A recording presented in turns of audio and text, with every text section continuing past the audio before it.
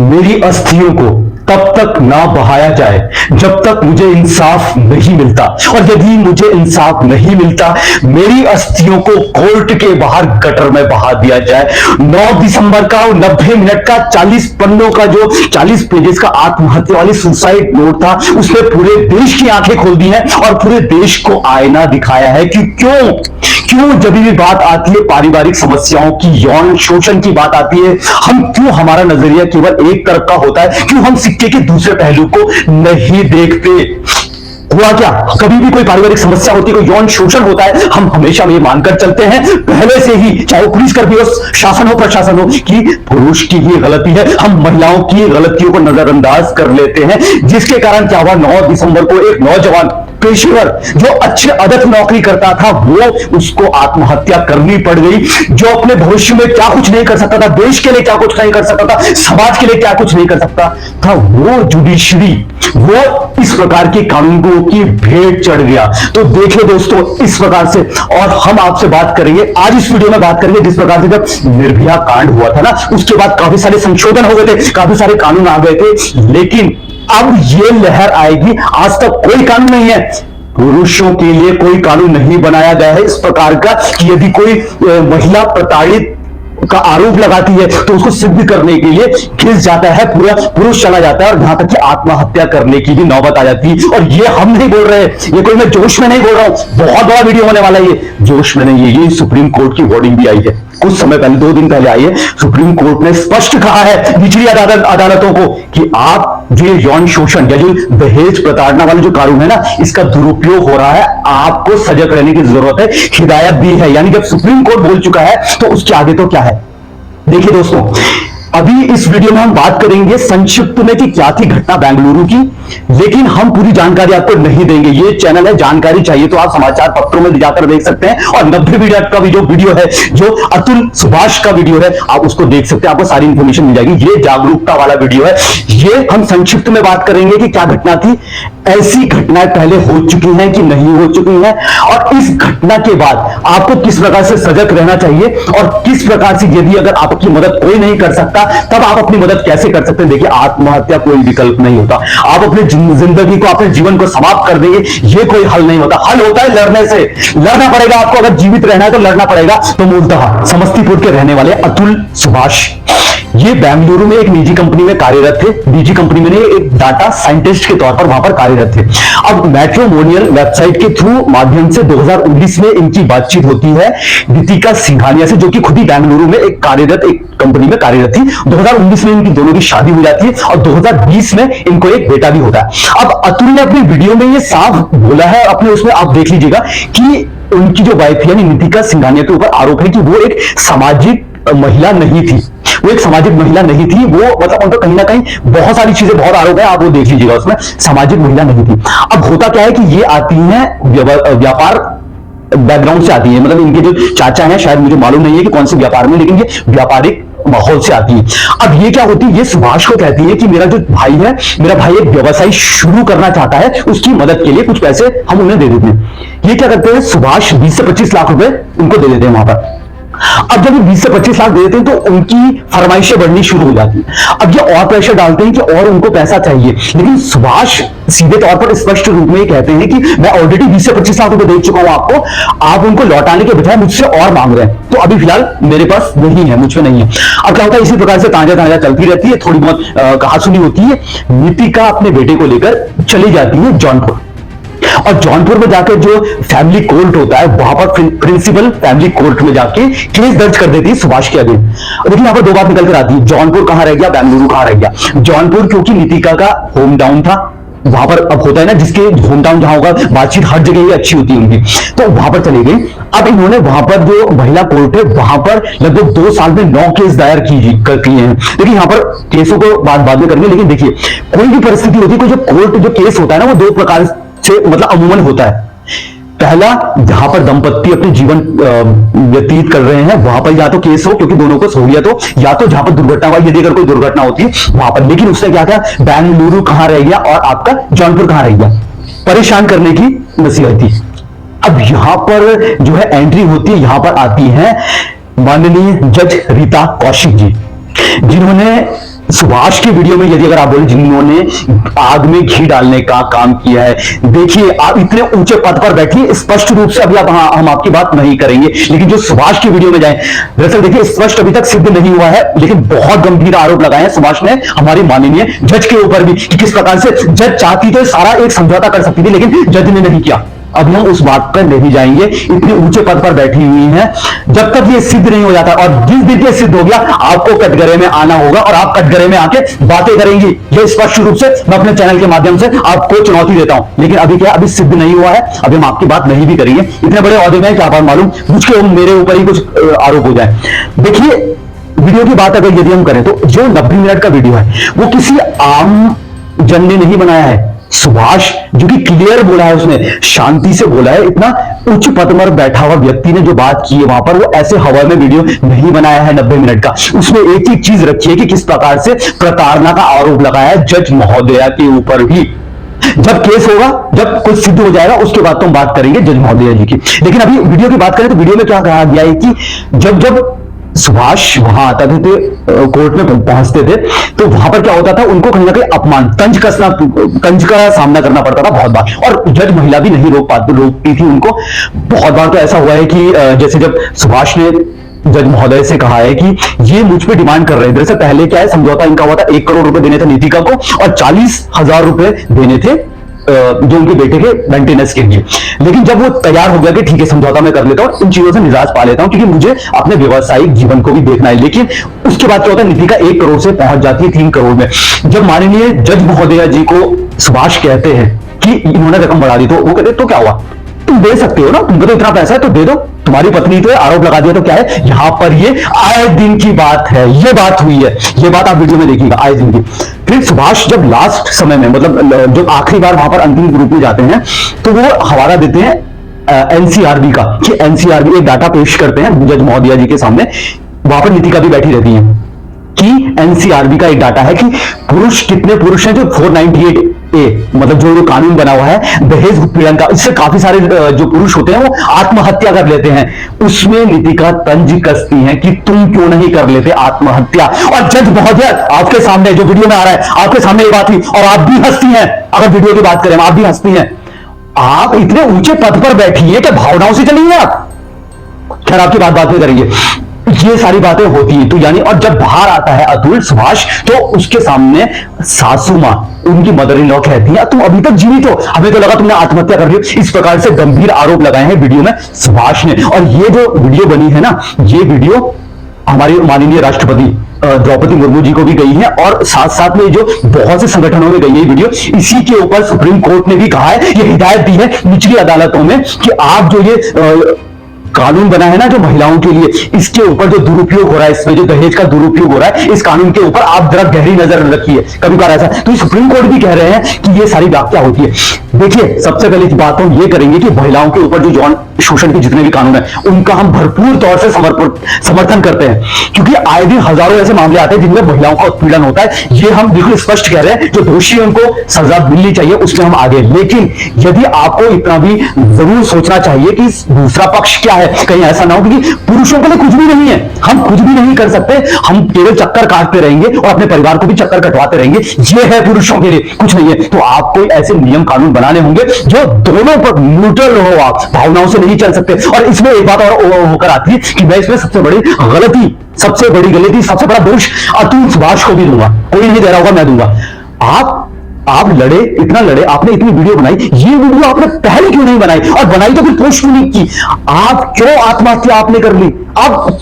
आपने, मैं मानता हूं बहुत कुछ सहा होगा, आपने तंज कसे होंगे, आपको आपके खुद पेशेवर के ऊपर बात आ गई होगी, लेकिन आपने आत्महत्या कर ली, खुद का जीवन समाप्त कर दिया। ये बहुत बड़ी गलती थी। देखिए भारत रणभूमि की भूमि है, भारत में कुरुक्षेत्र का मैदान है, महाभारत का युद्ध हुआ, यहां पर आपको अपनी लड़ाई खुद ही लड़नी पड़ेगी। अगर कोई शासन, कोई प्रशासन, कोई जुडिशरी, कोई आपका सपोर्ट नहीं देता ना, आपको अपनी रक्षा खुद ही करनी पड़ेगी। देखिए दूसरों को आपकी आत्महत्या, मैं इस वीडियो के माध्यम से बहुतों को बोलूंगा, यदि आपके साथ भी ऐसी कोई समस्याएं आ रही है ना, तो आप कभी इस बारे में विचार ना कीजिए। आप अपने पीछे देखिए, अपने परिवार में आपके माँ बाप भाई थे, आपने घुटने टेक दिए और घुटने टेकने के बाद आपने आत्महत्या। देखिए मरने वाले को कुछ नहीं मिलता, मरने वाले को तंज मिलता है। जैसे कि हमारी एक मैं नाम नहीं लूंगा उनका, एक हमारी सांसद है, आप उनका वीडियो देखिएगा, 2 दिन पहले का है वीडियो, वो पहले अभिनेत्री थी, अभिनेत्री है, सांसद है। उन्होंने क्या कहा है, उन्होंने ये बोला है, ये प्रेस वार्ता में छोटा सा 2 मिनट का उन्होंने बोला, उसका चल गई। उन्होंने ये कहा है कि देखिए 99% जो चांसेस होते हैं उसमें पुरुषों की गलती होती है, तो जज से भी ये गलती, इस बार की गलती जज से हो गई है। ये बयान किया है तुमने और अपने आप को समझती बहुत कुछ। और मैं माननीय संसद या प्रधानमंत्री जी से आवेदन भी करता हूं, निवेदन करता हूं कि इस प्रकार के कम से कम देखा जाए कि विचारधारा क्या है। अरे इतने बड़े पद में आप बैठ गई हो और आपको मालूम ही नहीं है दुनिया के सामने बात कैसे की जाती है, तो आप उस गैर जिम्मेदाराना बयान दिया आपने, और बयान देके तुरंत निकल गई, आप स्पष्ट करती ना उनको, तो मैं नाम नहीं लूंगा, आप अपने आप देख लीजिएगा। बाकी दूसरी बात देखिए, हम जो इंडिविजुअल होते हैं ना, हमारा संविधान सबसे बड़ा संविधान होता है, संविधान हमें हकदार देता है, संविधान हमें अधिकार देता है कि हम भारतीय नागरिक हैं। पहले आता है देश, भारत देश। अगर यदि हम उनके भारतीय नागरिक हैं तो हम हमारे से ही हमारे पे बहुत सी शक्तियां होती है। देखिए हमारा जो चुनाव होता है ना, वोट देते हैं हम, वोट में चुनते हैं हमारे राज्य के प्रतिनिधियों को, हम चुनते हैं केंद्र के प्रतिनिधियों को, केंद्र के प्रतिनिधि राज्य के प्रतिनिधि संसद चुनते हैं, सांसद चुनते हैं, सांसद राष्ट्रपति को चुनते हैं, और राष्ट्रपति सांसद मिलकर सुप्रीम कोर्ट के भले जो न्यायाधीश होते हैं महामहिम, उनको चुनते हैं। तो शुरुआत होती है आम आदमी से, लेकिन वो भारतीय नागरिक होना चाहिए। पहले देश, फिर भारतीय नागरिकता, हमारे बाद ही है सब कुछ। यदि अगर आपने कुछ काम गलत नहीं किया है ना, तो किसी के सामने डरने की जरूरत नहीं है। आपको गलती की है तो हाथ जोड़कर माफी भी मांगनी पड़ती है, और गलती नहीं की है ना, तो कोई कुछ नहीं बिगाड़ सकता। यदि अगर आप भारतीय नागरिक नहीं हो, आपको बस जागरूकता की जरूरत है। आपको नहीं पता होता कि मेरे अधिकार क्या थे, आपके बहुत सारे अधिकार है। अगर आपकी गलती है तो जो सांसद जो बड़े बड़े ओहदे पे बैठे हैं ना, वो भी भारतीय नागरिक है, उनके ऊपर भी सेम वही शक्तियां दे रखी हैं, यानी दोनों की शक्तियां बराबर। लेकिन इसमें आता मैटर यह है कि आप अपनी शक्तियों का कैसे इस्तेमाल करते हैं, दूसरों का बुरा ना करें, दूसरों का अहित ना करें। और यदि अगर अपने आप पर बात आ गई है ना, तो तभी तो बोलते हैं। अगर बहुत बार आग्रह करता हूं वीडियो के उसमें, अपने बच्चों को शिक्षित कीजिए, उन्हें रामायण महाभारत के पाठ पढ़ाइए। पाठ पढ़ाने से क्या होगा कि रामायण महाभारत में पहली चीज तो वो कि वो बच्चों को यह समझ में आ जाएगा क्या चीज गलत होती है। अगर हम ये गलत करें तो सर्वनाश या इस प्रकार की कोई भी चीज हो सकती है। दूसरी चीज उनको ये समझ में आएगा जब परिस्थिति, क्योंकि महाभारत में सारे योद्धा थे, वो किसी से नहीं डरे, चाहे भगवान हो चाहे कोई भी हो। क्यों? क्योंकि उनके पास अपना एक आत्मबल था। तो इस प्रकार से एक एनर्जी भी आ जाएगी उनको देखते हुए, और साथ में हमारे धार्मिक ग्रंथों तो है। तो ये सबसे पहले। अच्छा, ये वीडियो बिना रुके टुके मैं करूंगा क्योंकि दिल से बात आ रही है, और ये मैं दिल से नहीं बोल रहा, भावनाओं से नहीं। इसमें मैं तथ्य भी पेश करूंगा आप सभी के समक्ष, इसीलिए जो वीडियो चल रहा है चलता रहेगा, और बिना रोके टुके ये वीडियो बनाऊंगा। देखिए दूसरी मुझे सबसे बड़ी एक बात खटकती है, और मेरे माध्यम से बहुतों को खटकती है, और मैं माननीय संसद से, माननीय राष्ट्रपति जी या सुप्रीम कोर्ट से निवेदन करूंगा इसके ऊपर भी थोड़ा संज्ञान लिया जाए। बहुत बार ऐसे उदाहरण हमारे सामने पेश होते हैं कि एक कोई महिला है, वो पुरुष किसी भी XYZ पुरुष के ऊपर 10 साल 15 साल बाद केस दायर कर दिए कि 10 साल पहले 15 साल पहले इसने मेरे साथ ऐसे किया, और माननीय न्यायालय भी उनकी पैरवी कर देता है। सर हल्का सा जरा सोचिए, भावनात्मक रूप में मत पहुंचे। पहले तो हम ये कहना चाहेंगे कि यदि अगर किसी की गलती है, किसी ने सही में यौन शोषण किया है, तो वो चाहे 20 साल बाद भी उसे सजा मिलनी चाहिए। बहुत सारे ऐसे केसेस होते हैं। लेकिन आप जरा सिक्के के दूसरे पहलू में बात करते हैं। देखिए किसी को नहीं मालूम उस समय में क्या परिस्थितियां बनी है। मैं अपने ऊपर एग्जांपल लेता हूं, बाई चांस हम है, कोई XYZ है, अभी मेरी शुरुआती दौर है, शुरुआती दौर में काफी जगह हाथ पांव मारने पड़ते हैं। हाथ पैर मारने में काफी सभाएं, काफी मीटिंग्स, काफी साक्षात्कार करने पड़ते हैं अलग अलग विभागों में। उसमें बहुत बार महिलाएं होती हैं, लगभग सभी जगह महिलाएं भी होती हैं। अब यदि अगर किसी ने किसी का सही में भविष्य खराब करना हो, क्या पता वो परिस्थिति में क्या हुआ हो, क्या पता वो मीटिंग जो हुई हो, आपसी समन्वय भी हुआ हो उस समय, मतलब मीटिंग में बातचीत हुई हो दोनों तरफ से, ये क्या पता कुछ ऐसी एक्टिविटीज भी बहुत होती है, एक्टिविटीज हुई हो, ये क्या पता कोई अभिनय हुआ हो, अभिनय भी करते अभिनय हुआ हो।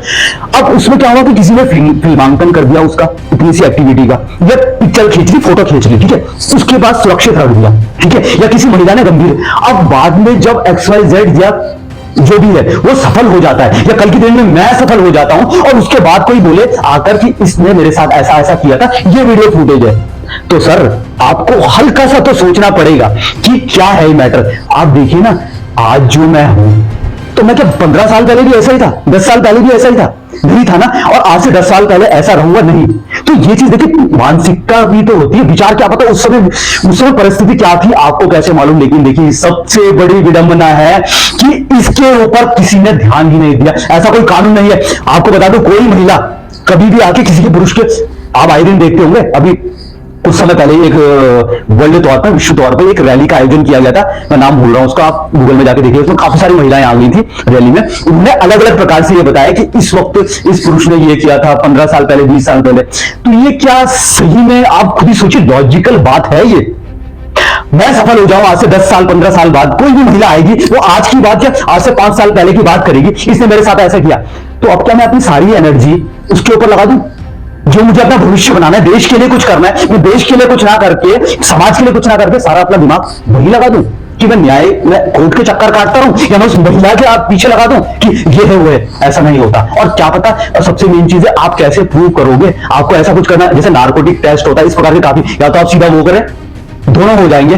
देखिए, दोषी यदि कोई भी हो, महिला हो या पुरुष हो, दोनों समान है। यदि अगर आप समानता की बात करते हैं कि इस देश में महिला पुरुषों के समान है ना, तो एक चीज में ना हो, फिर दोनों चीजों में हो। मैं स्पष्ट तौर पर कहता हूं, भले आपको बुरा लगे तो बुरा लगे, भला लगे तो भला लगे।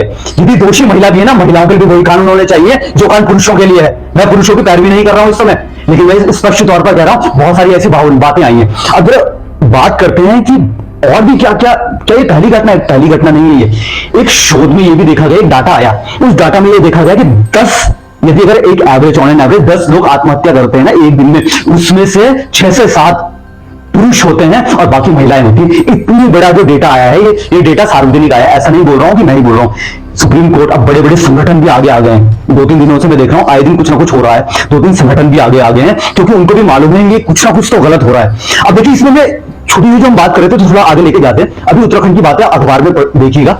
मैं भी अखबार में देख रहा था, निकाय चुनाव आने वाले हैं, तो चुनाव के लिए एक महिला संगठन के पास गई और उन्होंने एक नेता है, आप देख लीजिएगा, मैं उनका नाम सार्वजनिक नहीं करना चाहता, उनके ऊपर अपशब्दों का प्रयोग करने का कुछ समय पहले, 3 साल 2 साल पहले वो किया, और महिलाओं ने संगठन करना शुरू कर दिया, विरोध करना शुरू कर दिया। क्या ये सही में जायज है? हर किसी को मालूम है चुनाव आने वाले हैं, हो सकता है चुनाव में उनकी छवि को धूमिल करने के लिए, या हो सकता है उन्होंने ये काम गलत भी करा हो, लेकिन आपको अभी याद आ रही है, जब चुनाव है उसी समय याद आ रहा है। ये पॉलिटिकल चीज, ये राजनीति होती है कि उसकी छवि धूमिल कर दो, उसको वोट कहां से मिलेंगे, क्योंकि 5 साल में इलेक्शन होने वाले। ऐसे बहुत से मैंने केसेस और देखे हैं। मैं अपनी इंडिविजुअली बात करूं, देखिए दोस्तों, बिना रुके रुके एक वीडियो बनाता हूं, अपनी खुद की बातचीत करूं। आज से 2 साल पहले मेरे साथ क्या हुआ, साइकिल में चल रहा था, 2 ज्यादा ही साल हो गए, उस समय जागरूकता भी नहीं था, शायद कॉलेज में पढ़ रहा था। मैं साइकिल में चल रहा था, पीछे से 2 लड़कियां आई, मतलब नवयुवती थी दोनों। वो स्कूटी चलाना उनको नहीं आता था, 2 बैठी हुई थी, उन्होंने मेरे को पीछे से मुझ पर मतलब टक्कर लग गई, मैं थोड़ा गिर गया वहां पर। जब मैं गिरा तो वहां पर जो इर्द गिर्द लोग थे वो पुरुष ही थे, कोई मेरे साथ नहीं था वहां पर, मैं अकेला था। वो भी उस दौरान बात कर रहा, आज होता तो आज तो मैं देख लेता किसी को भी, लेकिन उस दौरान मैं अकेला था। मुझ पे बरस गए लोग, वहां के आसपास के इर्द गिर्द आमजन ने मुझ पे बरस गए कि तुम्हारी गलती होगी। अरे तुमने देखा कि तुमने, जब मैं बोल रहा हूं पीछे से टक्कर लगी, सबने देखा, लेकिन उसके बावजूद भी महिलाओं का पक्ष लिया गया, पुरुष कहीं नहीं है उसमें। तो ये मैंने खुद में देखा है। साथ साथ में देखो, इस वीडियो के माध्यम से मैं नाम नहीं लूंगा, एक बात और करना चाहता हूं। एक मेरे परिचित हैं, मेरे भैया हैं, उनका नाम नहीं लूंगा क्योंकि उनका नाम इसमें आ जाएगा। फिर वो भी इसी समय यौन उत्पीड़न से जूझ रहे हैं, वो देहरादून से बाहर रहते हैं। उनकी वाइफ ने 7-8 साल बाद आज उन पर केस किया है, और केस की ऐसी ऐसी धाराएं लगा दी हैं। वो मानसिक तौर पर टूट चुके हैं, वो पेशेवर है, मानसिक रूप से टूट चुके हैं। जब जब मैं उन्हें देखता हूं ना, मुझे बड़ा गुस्सा आता है, लेकिन मैं सोचता हूं कि आक्रोश का क्या करूं, पुरुषों के लिए कोई लॉ ही नहीं है।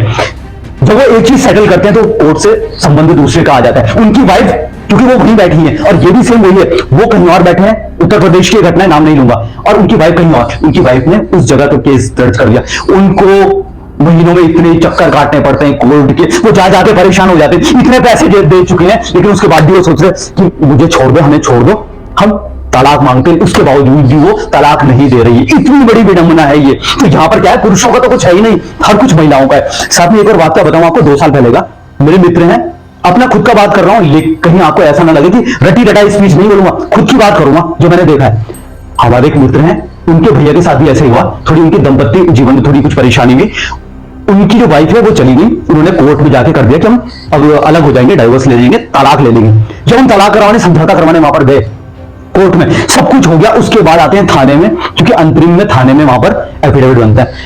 थाने में जो पुलिसकर्मी महिलाएं थी, पुरुष थी, एक बार सिग्नेचर हो गया, सबने हमें घेर लिया था, सबने हमें घेर लिया था, उसमें डायरी था क्योंकि वो तो आमजन थे, वहीं के लोकल लोग थे, वो सबके सब आगे ट्रैक्टर ट्रॉली में, हमारा बगल का देश वो प्रदेश तो है, वहां तो ट्रैक्टर ट्रॉलियां चलती है, सबने घेर लिया था हमें, हमारी मदद करने कोई नहीं आया। जब हम पुलिस कर्मियों की आगे हमने गुहार लगाई ना कि ये ऐसा ऐसा हो रहा है, बोला अब हम क्या कर सकते हैं, महिलाएं हैं, समझ रहे हैं, ये हुआ। मैंने कहा कि मैं वीडियो बनाता हूं, मेरा फोन छीन लिया गया। लेकिन मैं वहां पर इसलिए भी चुप था क्योंकि मुझे थोड़ा लग रहा था कि मेरे मित्र हैं और उनके भाई हैं, तो इनके ऊपर, क्योंकि वीडियो बनाऊंगा मैं तो फिर तो सब कुछ सामने आ जाएगा सबके, वहां पर मैं थोड़ा चुप होऊंगा। तो देखिए सर, आपको ये सोचने की बहुत अध्ययनता से बहुत जरूरी है कि इस प्रकार से कोई नियम बनाए। अच्छा, हम जल्दी से बात करें, बहुत लंबा वीडियो है, संक्षिप्त में जानते हैं क्या ये पहली घटना है, इस प्रकार की बहुत सारी घटनाएं और भी पहले हो चुकी है। देखिए सबसे पहले तो ये बात हम करेंगे, अभी तक हम कह रहे थे पुरुष यौन शोषण, लेकिन पुरुष यौन शोषण नहीं होता है। ये क्या होता है, एक तरीके से ये तो एक्चुअली महिलाओं के लिए होता है, पुरुषों के लिए ये मान के चलिए जो व्यवहारिक तौर पर उन्हें जो परेशानियों का सामना करना पड़ता है, मानसिक भी और शारीरिक रूप से भी, इस प्रकार का हम ये मान के चलते हैं। यौन शोषण एक अलग सा शब्द है, उसको छोड़ दीजिए। तो क्या पहले भी इस प्रकार से, देखिए एक डाटा भी निकल कर आया है कि यदि 9 आत्महत्याएं एक दिन में होती है तो उसमें 6 से 7 पुरुष करता है। मानसिक तौर पर वो प्रताड़ित होता है अपने परिवार, यानी बहुत बार देखा गया है कि महिलाएं, यानी उसकी जो बीवी है या उनकी जो पत्नी है, उनके आरोपों से।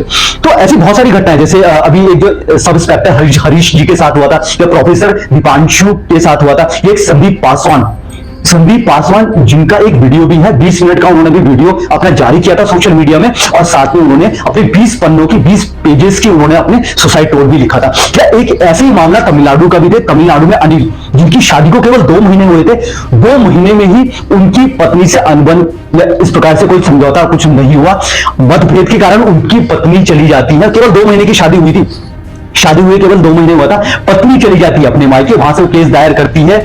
और अब अनिल ये वो सिचुएशन, परिस्थितियों को हैंडल नहीं कर पाते और वो आत्महत्या कर लेते हैं। उनकी आत्महत्या करने के बाद उसकी जो पत्नी है, जो घर छोड़ के चली गई, वो केस ट्रांसफर कर देती है पति से उनके माँ बाप के ऊपर, और जो कि उनके माँ बाप में से जो उनके पिता थे वो खुद ही पुलिस कांस्टेबल भी थे। आप ये देख लीजिएगा कि कहां की ये घटना है, ये घटना तमिलनाडु की बता रहा हूं।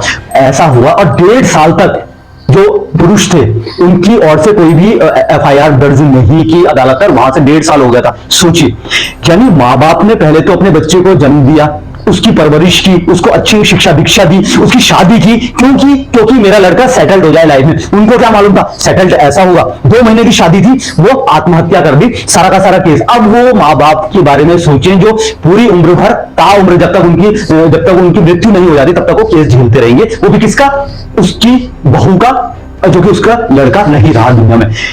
देखिए यहां पर जागरूकता वाली बहुत जरूरी बात है, हम पहले भी बात कर चुके हैं, आत्महत्या आखिरी विकल्प नहीं होता है। आपको अपनी लड़ाई खुद ही लड़नी पड़ेगी। आप कौन से उसमें जी रहे, आप देखिए ना, आपकी आत्महत्या, आप तो मरने के बाद अलग हो जाओगे, आपने तो अपनी जिम्मेदारी छोड़ दी। आपकी जिम्मेदारी आपके घर वाले क्यों उठाएं, जिन्होंने आपको बचपन से पैदा किया होगा, अब वो क्या आपके लिए केस लड़ रहे हैं? तो आत्महत्या विकल्प नहीं होता। आप अपनी लड़ाई खुद लड़ना सीखिए, कोई आपका साथ नहीं देगा। और ऐसे बहुत सारे संगठन हैं साथ देने वाले, लेकिन उसके लिए जागरूकता बहुत जरूरी है। देखिए बहुत सारी ऐसी संस्थाएं, अभी जो दीपिका नारायण भारद्वाज जी, जिन्होंने ये जो पूरा वीडियो मामला जो अतुल सुभाष जी का वो वीडियो हाईलाइट किया, साथ साथ में SIFF और बहुत सारी ऐसे संगठन भी हैं। यदि आप प्रताड़ित हो रहे हैं, यदि आपका इस प्रकार से कुछ भी परेशानी का सामना कर रहे हैं, आप जागरूक तो होइए। आप देखिए कि कौन कौन से संगठन है, बहुत सारे वरिष्ठ वकील, उसमें महिलाएं भी हैं, महिला वकील भी पुरुषों के खिलाफ हो रहे हैं, इस प्रकार की परेशानियों का वो करती हैं, बातचीत करती हैं उनमें। लेकिन हमें मेन चीज क्या है, हमें जागरूकता की कमी है। देखिए पहली बात तो, कभी भी कोई वैवाहिक जीवन होता है ना, तो वैवाहिक जीवन में नोकझोंक होती है, स्त्री पुरुष की, पति पत्नी की नोकझोंक होती है, ये आमतौर पर है। सबसे पहले तो ठंडे दिमाग से, शीतलता से, ठंडे दिमाग से, शांति से मसले को आराम से निपटारा कीजिए, क्योंकि कोर्ट अदालत बहुत अलग चीज होती है। निपटारा आसानी से कीजिए।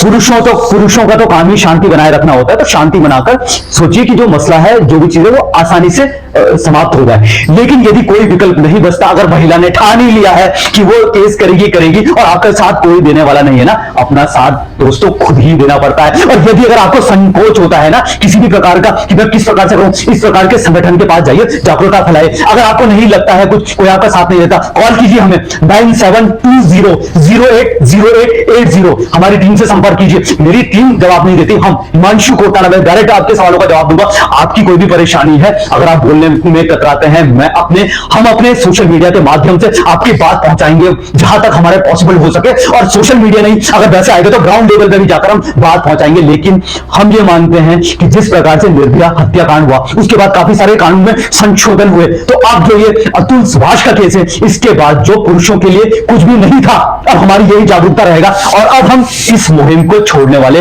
नहीं है। और इस सरकार से भी, हमारे प्रशासन शासन से भी यही गुहार है, ये दरख्वास्त है कि यदि अगर हमें विकसित भारत का जो सपना हम देख रहे हैं, यदि वहां तक पहुंचना है, तो सबसे महत्वपूर्ण कार्य हमें यह करना होगा, जो हमारी न्यायिक व्यवस्था है ना, तारीख पे तारीख, तारीख पे तारीख, तारीख पे तारीख फाइलें जो चट्टा लगा हुआ है ना, इनको कम करने की जरूरत है। हम अमेरिका से ही तो सबकी तुलना मेनली करते हैं, तो अमेरिका में जो भारत का कानून है ना, सेफ इंडिया फाउंडेशन करके है, वो कुछ सेफ इंडिया फैमिली फाउंडेशन, ये जो है, तो अमेरिका में भी सेम संस्था है, लेकिन वो क्या है, डोमेस्टिक वायलेंस अगेंस्ट स्पाउस। यहां पर महिलाओं के लिए कानून बनाए, लेकिन अमेरिका में क्या है, स्पाउस के लिए, यानी अगर गलती महिला की है तो महिला दंड के पात्र होगी, पुरुष की है तो पुरुष दंड के पात्र होगा, स्पष्ट तौर पर कह दिया है कि ऐसा होगा। तो इस प्रकार के कानून का आपको लाने की जरूरत है। साथ साथ में हम माननीय सर्वोच्च न्यायालय, माननीय संसद, माननीय राष्ट्रपति जी के, क्योंकि अब हमें लग रहा है कि जिस प्रकार से निर्भया जो कांड हुआ था, निर्भया दुर्घटना के बाद किस प्रकार से एक सुनामी आ गई थी और किस प्रकार से कानूनों में संशोधन हुआ था, और हाल ही में हमारी माननीय संसद ने 2-3 कानून भी बनाए हैं, उनमें संशोधन भी किए हैं। तो शायद क्या मुझे लग रहा है कि देखिए बहुत हो गया है इस प्रकार से। यदि अगर हम चाहते हैं कि अतुल सुभाष जैसी घटनाएं और ना आए सामने, या जो कहीं ना कहीं हमसे छिपी रहती है, हमारी नजरों में नहीं आ पाती है, हमें ध्यान देने की जरूरत है। देखिए, यदि हमें विकसित भारत बनना है तो हमें क्या होगा, हमें अपने पे काम करना होगा ना, हमें समाज के लिए काम करना होगा, हमें एक भारत देश को कहीं पर लेके जाना होगा।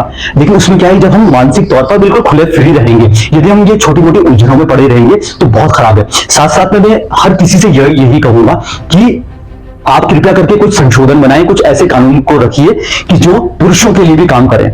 महिलाओं को आप एक ऐसा नेतृत्व करता या करती, जो भी आपने इस प्रकार के जो अदालत होती है, अदालत में इस प्रकार के व्यक्ति को, बुद्धिमत्ता तो देखिए सभी होते हैं, इतना बड़ा पद है तो आप सभी वैसे नियुक्त करते होंगे, लेकिन आप थोड़ा जो भावनाओं के आधार पर ना चलते हुए तथ्यों को देखें, दोनों तरफ देखें ना, तभी तो जाके होगा। नहीं तो ऐसा क्या होगा, वो चलता रहेगा। जैसे वो जो आरोप लगे हैं मैडम के ऊपर, अभी तो आरोप सिद्ध नहीं हुए हैं, हम भी कुछ नहीं बोलना चाह रहे हैं, लेकिन आरोप तो यही है ना, उन्होंने कहा है तो चलता है, तो ऐसा होता है। देखिए अमूमन, देखिए मैं कुछ बोलना नहीं चाह रहा इसमें, माननीय हमारे युधिश्री है, आप सभी इतने विद्वान हैं, अच्छे अच्छे पद पर बैठे, हमारे राष्ट्रपति जी है, हमारे सांसद जी हैं, हमारे जितने भी गणमान्य मंत्री हैं, बस हम यही चाहते हैं हमारे गणमान्य जो भी मंत्री हैं, तो इस प्रकार का कोई कानून लेके आए कि ताकि पुरुषों को भी न्याय मिल सके। ऐसा नहीं होना चाहिए कि हम एक ही पक्ष के ऊपर बात करें, दूसरे पक्ष को हम नजरअंदाज कर दें। तो इस चीज की हम जानते हैं, क्योंकि क्या है, अतुल सुभाष का भी जस्टिस इज ड्यू, जो उन्होंने लास्ट फाइनल तौर पर यह कह दिया था कि